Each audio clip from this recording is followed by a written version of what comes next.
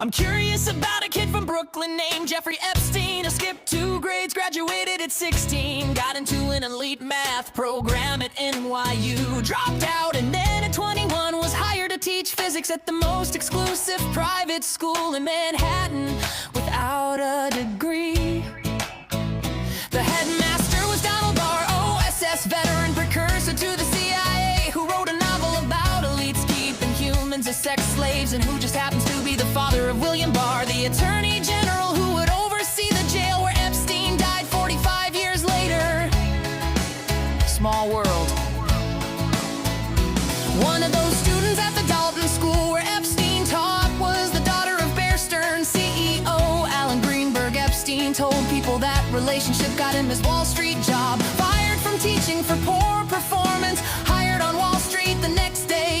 At Bear Stearns he rose from junior floor assistant to advising the bank's wealthiest clients, including Edgar Bronfman, president of Seagram's, who would later co-found something called the Mega Group, along with Leslie Wedner and Ronald Lauder, a secret network of billionaire donors coordinating pro-Israel strategy. He joined the Rockefeller University Board, the Trilateral Commission, the Council on Foreign Relations. David Rockefeller personally mentored him, a college dropout from Coney Island, at the table with the man who built the globalist infrastructure. It seems that many were fascinated or impressed by Epstein and his connections, which helped him become even more connected. A defense contractor named Douglas Lee's and Nixon's former Attorney General John Mitchell introduced him to Stephen Hoffenberg, who says Lee's recruited Epstein for British intelligence, and Hoffenberg introduced him to Robert Maxwell. Robert Maxwell, media mogul who sold stolen surveillance software called Promise for the CIA and Mossad, documenting intelligence asset whose daughter would move to New York and partner with Epstein. The same year he mysteriously fell off his yacht. 6 heads of Israeli intelligence at his funeral, totally normal for a book publisher.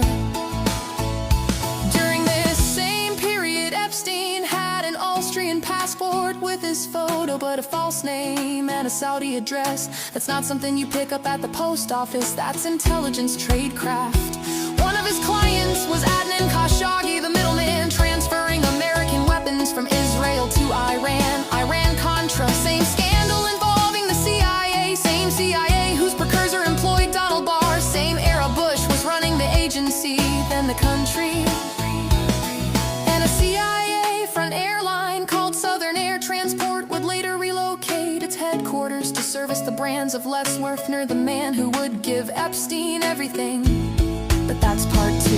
I'm just curious how a math teacher from Brooklyn ended up with a fake passport, a Rockefeller mentor, a seat at the Trilateral Commission, an intelligence recruitment chain that runs through defense contractors, and a former attorney general, and a direct connection to the man who sold spy software for the CIA and Mossad.